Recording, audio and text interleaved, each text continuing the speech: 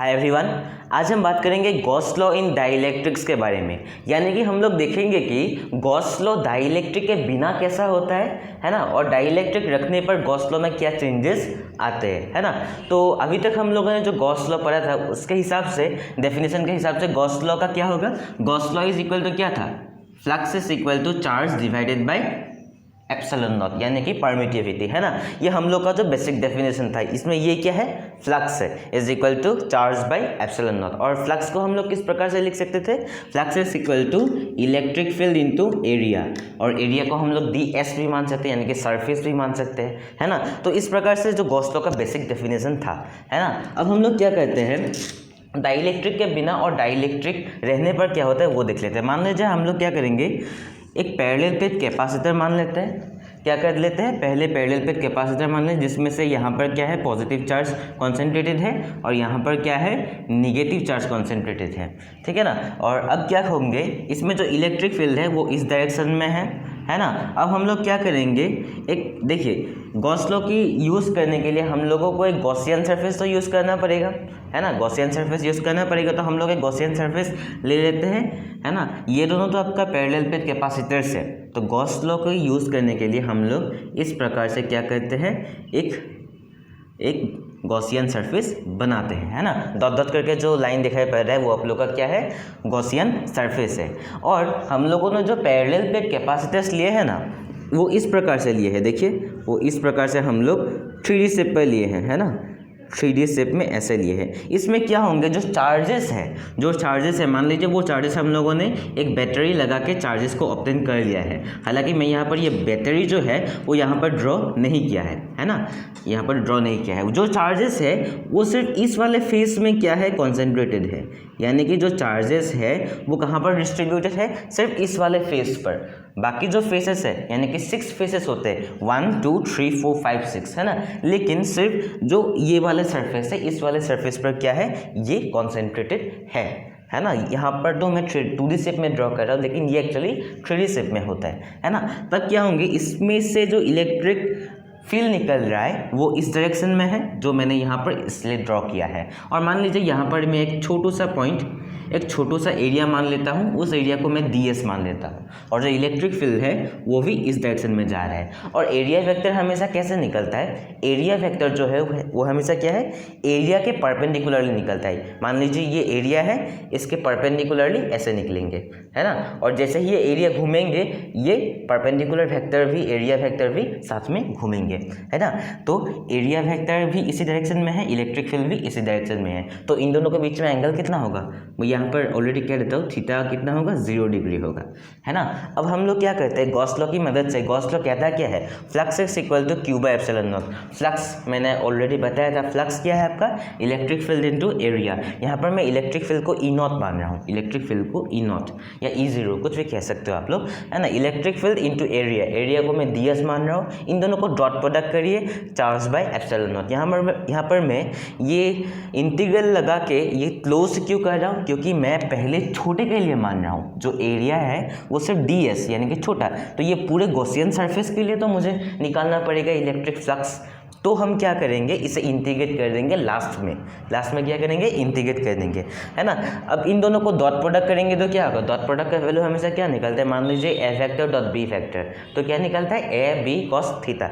तो यहाँ पर a ये है, b ये है, cos थीटा, यानी कि cos थीटा का वैल्यू कितना था, 0 डिग्री था। तो यहाँ से हम लोग के पास आएंगे E0 ds cos 0 degree is equal to q by epsilon naught, है ना। यहाँ पर हम लोग cos 0 डिग्री का वैल्यू क्या होता है, 1 होता है, जो हम लोग को क्लास 10th में मिला था, है ना, E0। और इस वाले सरफेस को, मान लीजिए इस वाले सरफेस को इंटीग्रेट करने पर हमें क्या मिला, हमें a मिला।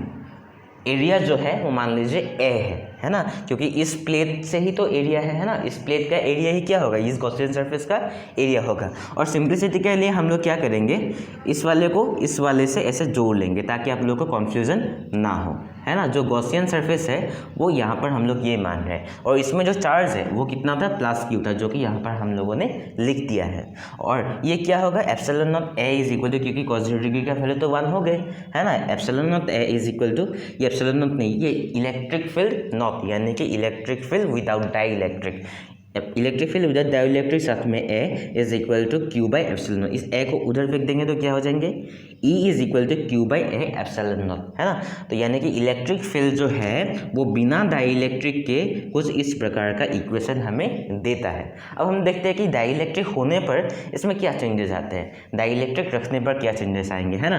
तो हम लोग क्या करते हैं, पहले एक पैरेलल प्लेट कैपेसिटर यहाँ पर बना लेते हैं हम लोग, जिसमें से पॉजिटिव चार्ज इस वाले प्लेट पर है और इस पॉजिटिव चार्जेस जो है वो सारा का सारा प्लस करके हम लोग को कितना मिला, प्लस क्यू मिला, ठीक है ना। और मान लीजिए यहाँ पर क्या है, एक और पैरेलल प्लेट कैपेसिटर है जिसमें से सिर्फ निगेटिव चार्जेस है और ये हम लोगों ने कैसे बनाया है, एक बैटरी को लगा के आप लोग बना सकते हो। यहाँ पर क्या है, माइनस क्यू है।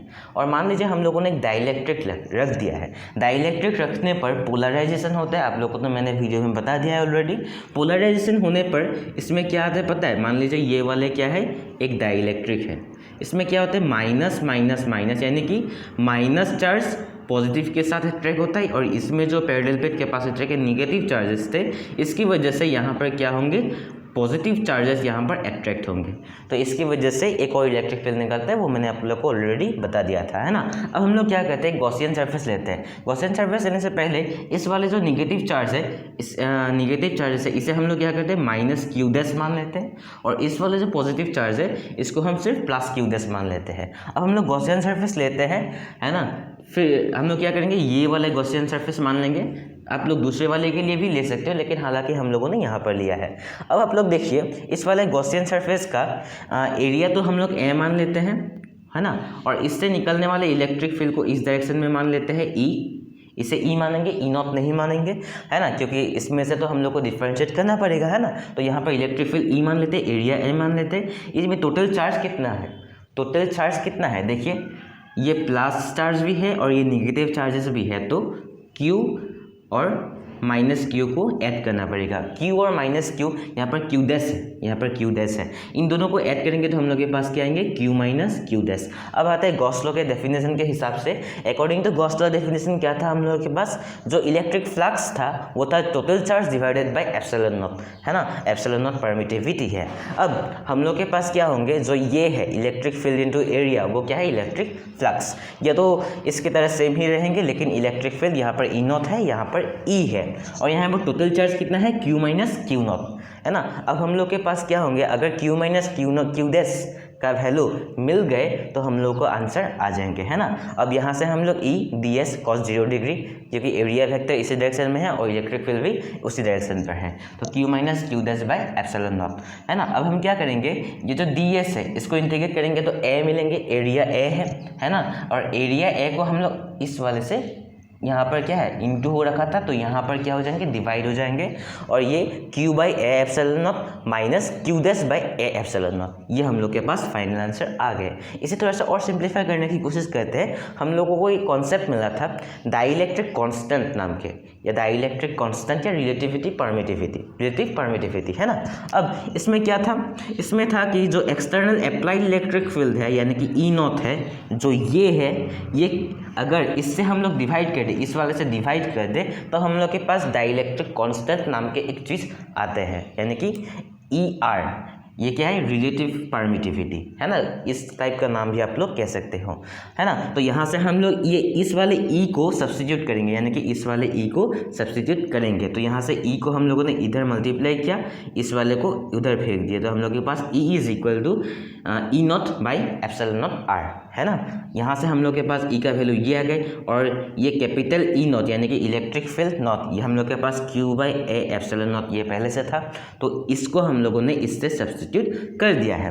तो यहाँ पर ये जो इलेक्ट्रिक फील्ड था उसके बदले पे हम लोग ये लिख सकते हैं, और ये सब हम लोग क्यों कर रहे हैं, ताकि हम लोग के पास Q माइनस क्यू डैश का वैल्यू आ जाए, है ना। और इस वाले को सब्स्टिट्यूट करने के बाद यहाँ से कॉमन निकल के हम लोग के पास कुछ कट जाएंगे, क्या कट जाएंगे, क्यू नहीं कटेंगे, 1 by A epsilon not cut जाएंगे।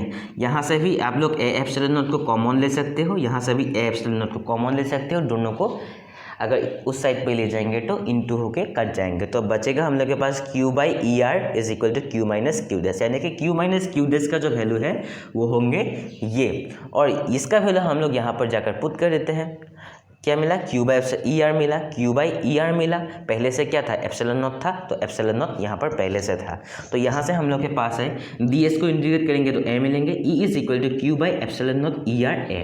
यानी कि क्या चेंज आया है वो देखिए आप लोग। इसमें ध्यान रखने वाली बात यह है कि जो इलेक्ट्रिक फील्ड विदाउट डाइलेक्ट्रिक था उसमें सिर्फ Q by A E not, Q by A E not, यहाँ पर क्या था, Q by A E not, साथ में ई आर, क्या है, ई आर, इसे हम लोग कहते हैं रिलेटिव परमिटिविटी, है ना, ये एक्स्ट्रा आया है। तो आप लोग अगर डिफरेंशिएट करने के लिए क्वेश्चन में दिया गया है कि इलेक्ट्रिक फील्ड में क्या चेंजेस आए गॉस लॉ की वजह से, तो आप लोग ऑब्वियसली इसे लिख सकते हो। देखिए यहाँ पर हम लोगों ने टॉपिक पढ़ा था गॉस लॉ इन डाइलेक्ट्रिक्स, लेकिन हम लोगों ने निकाला इलेक्ट्रिक फील्ड का डिफरेंस।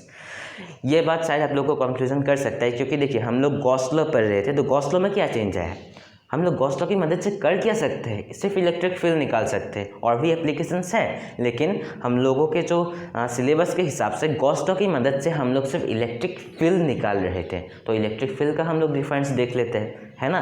तो अगर आप लोगों को क्वेश्चन में पूछा गया कि आप लोग गॉस लॉ का इंटीग्रल फॉर्म दिखाकर उसका डिफरेंस शो कीजिए, तो आप लोग क्या करेंगे, सिर्फ ये वाले पुट करेंगे, सिर्फ ये वाले पुट करके, और यहाँ पर क्या होंगे, सिर्फ ये वाले, इसका इंटीग्रल फॉर्म, इसका क्या है, इंटीग्रल फॉर्म का डिफरेंस। क्या चेंजेस है, क्यू के जगह पर क्यू माइनस क्यू डैश है, बाकी कुछ चेंज नहीं है। तो आई होप आप लोग वीडियो को समझ के, कुछ भी डाउट हो तो कमेंट सेक्शन में मुझे बता सकते हो। मिलते हैं अगले वीडियो में, तब तक के लिए जय हिंद।